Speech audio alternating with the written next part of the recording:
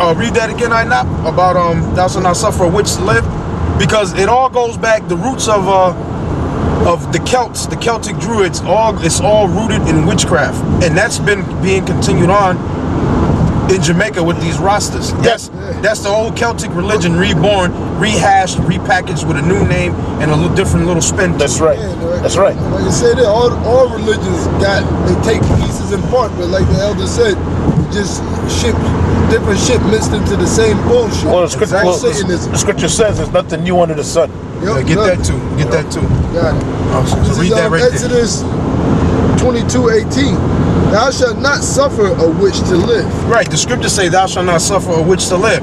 So again, just repeating, that's why in Jamaica, when people seen the motherfuckers, they ran them up into the hills. Yeah, and then they'll be out there. Matter of fact, there's a movie to watch. I mean, it's a comedy, but the point is still in it. There's a movie called Club Paradise with Robin Williams. It came out in the mid-'80s. And they had a scene in the movie where these two white guys, they wanted to buy some weed, but they were in the island, so they didn't know where to go get the weed from, because these chicks that they met, they said, look, we'll get with you guys, but you got to get us some grass.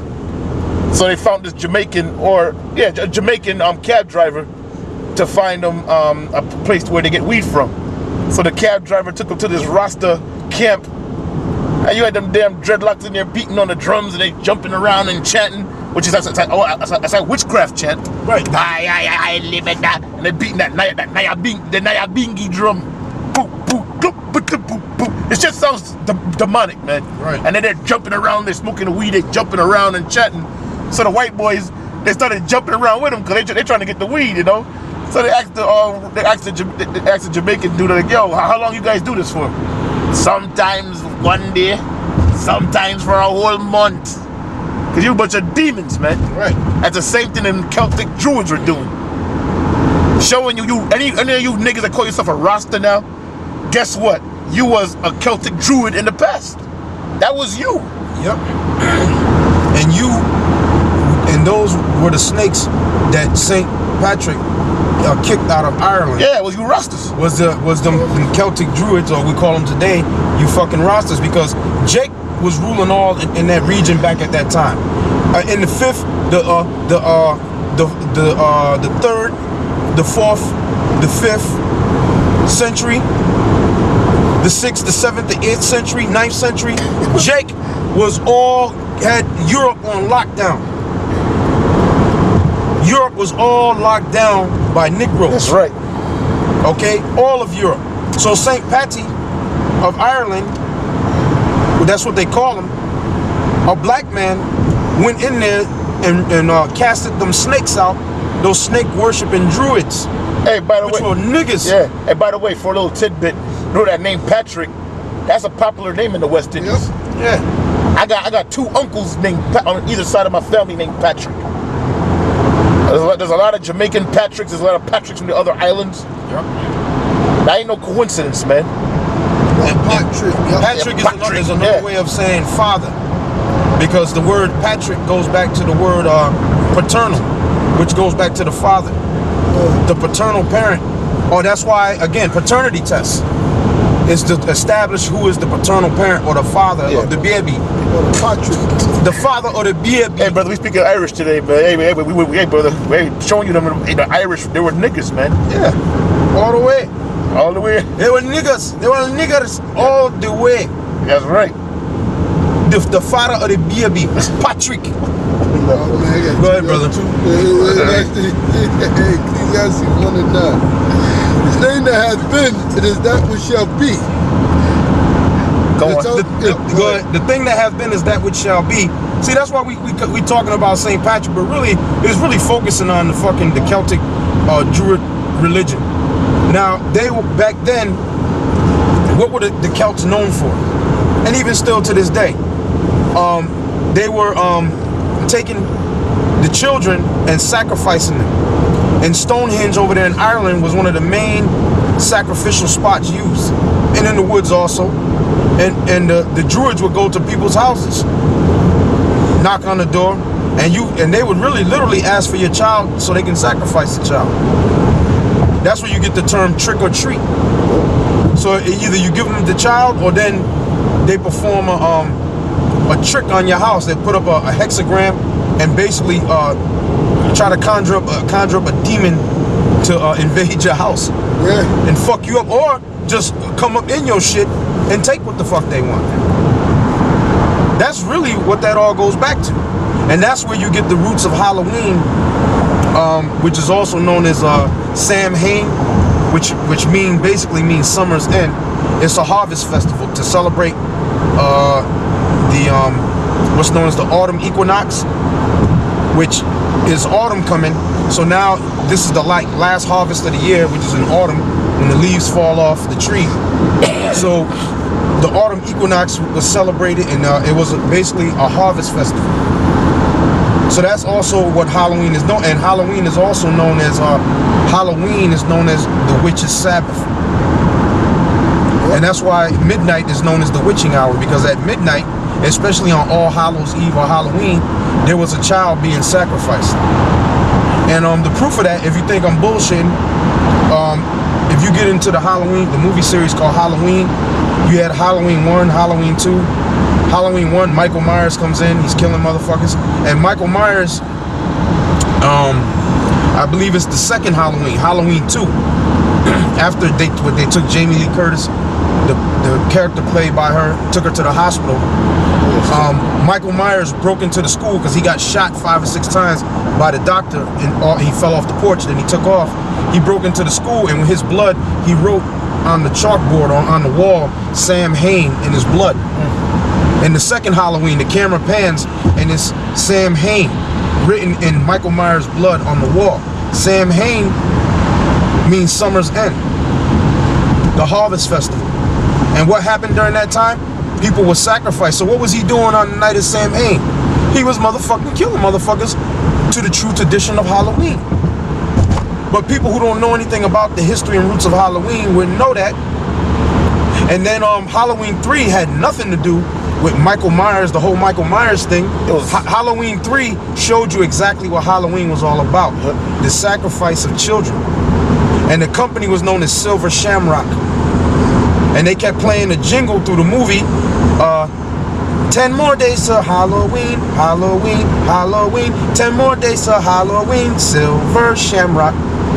And every time the next day came, 9 more days, 8 more days, 7 more days, so and so. And the masks that were being sold was a jack-o'-lantern mask, a witch mask, and another type mask. I forget what it was. And each one of those masks had like a digital chip on the side of the mask. So on Halloween night, the owner of the Silver Shamrock company that manufactured those masks, they were going to send out a signal through the TV that would trigger that chip in there to basically fry your head while you were wearing that mask and kill you. So, because that's what Halloween was all about. Then the principal character in the movie, when he met up with the owner of Silver Shamrock, an Irishman, a Celt, really he was a Celt. He was one of them druids that came to America and made money off of Halloween. The same thing they were doing back in Ireland. So he had to be a descendant of niggas, even though he looked like a so-called white man, because the original druids were niggas. So now, in the movie, he said, look, he said when we celebrated, he said to him, when we celebrated Samhain, because Samhain was another way of saying Sam Hain. He said, back in Ireland, when we celebrated Samhain, the hills of Ireland would be full of the blood of children and the blood of animals. That was in the movie Halloween 3, Season of the Witch.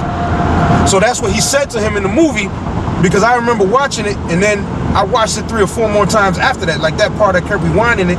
And you can go watch it if you think I'm bullshitting what I'm saying. You don't have to believe nothing we say on this show.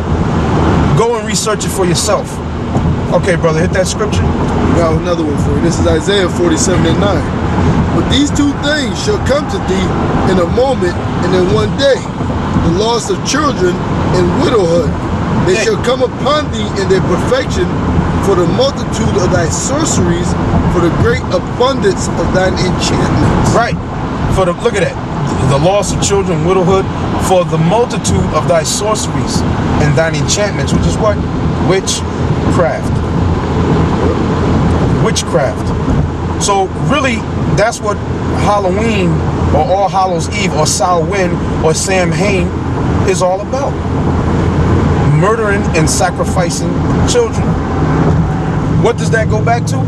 Goes back to Baal worship, where the Lord told the children of Israel, you ain't supposed to take your children and pass them through the fire. That ain't nothing but going back to Baal worship. It's just called another name, Druidism, or the Celtic Druids. That's what it really traditionally goes back to. That's why the brother read Ecclesiastes 1 and 9. There's no new thing under the sun. That which is hath already been, and that which shall be hath already been done. So there is no new thing under the sun. Yep, and I say this, when you go through the history of Israel, when you read Chronicles and Kings, different rulership and kings of Israel, it was always certain cases where Israel was worshiping Balaam or Satan, and the king put out a decree to kill him. So there's nothing new. You got Israelites of the Most High, and then you got the rest of you niggas, which are Israelites, but you're wicked as hell. 2/3. Matter of fact, there's two scriptures, like I can't, man, sometimes my mind be fucking lapsing on it. I think there's one in Jeremiah 32. Check 32 and 2 or 32 and 9, and then I think in the same book, like think either the 51st or 52nd chapter, I think in the very beginning, first or second verse, it speaks something about Israel worshiping Baal or Baalim or something like that. Oh, I got something for you. All right. This is Jeremiah 2 and 21 through 23. It said, yet I had planted thee a noble vine, wholly a right seed. How then art thou turned into a degenerate plant of a strange vine unto me? For though thou hast washed thee with nitrate and take thee much soap, yet thy iniquity is marked before me, saith the Lord. Right. Yahweh. Yeah, the Most High, we were cleaned up, so to speak. But guess what? Israel was dirty as hell in the sight of the Most High because of all the iniquity that they were doing. So just because you cleaned up and look nice up on the outside, you could be the dirtiest motherfucker on the planet Earth. Hey, if I can say this, like Yahweh Shai said, when he talked about the wicked Pharisees and Sadducees and so on and so on, he said outside, he said they're clean like a sepulcher, but inside they're dead men's bones. Right. Right. Yeah, you look at half of the niggas, and I say bluntly, niggas in spics that's gonna get up tomorrow morning, they put on their finest outfit. Outwardly they look clean, but inwardly they're dirty and filthy because that temple or that church they're going to is the house of Satan or Balaam. Right, that church they're going to is nothing more than a reconstruction of the Druids in the forest, because those churches got groves in them. They are concrete reconstruction of the forest, and the branches overlapping in the forest, which makes up the groves. Yep. That's all these churches are, modern day groves. They're stone groves. Okay? That's what these churches are, stone groves. You got something? This is Proverbs 30 and 12. There's a generation that are pure in their own eyes, yet is not washed from their filthiness. Right. You're pure in your own eyes. You look good. You understand what I'm saying? So you might see some of us, and you look at us, you see me, I got an afro, beard. This brother got an afro, he got a beard. This brother got a beard. And you look at us because we ain't lined up and look clean cut. So you niggas dirty. You look dirty. Yeah. Yeah, and also too, that also goes into your philosophies that you're into too. Yep. You might be into the Rastafarianism. You might be into voodoo.